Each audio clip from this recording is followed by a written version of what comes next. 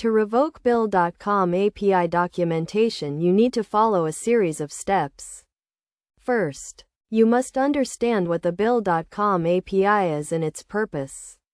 The Bill.com API allows developers to access and manage Bill.com data, such as invoices and payments, programmatically. To revoke the API documentation, start by logging into your Bill.com account with administrative privileges. Once logged in, navigate to the settings or gear icon and select API.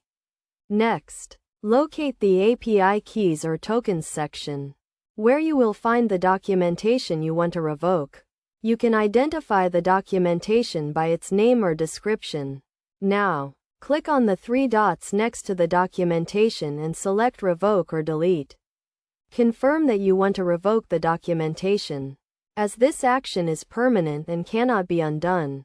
After revoking the documentation, the API will no longer be able to access the associated data.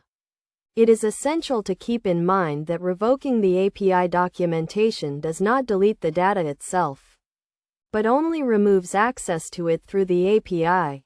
Best practices recommend regularly reviewing and revoking unused API documentation to ensure the security of your Bill.com account and data. Additionally, always follow the principle of least privilege when granting API access, and limit the scope of the documentation to only the necessary data and operations.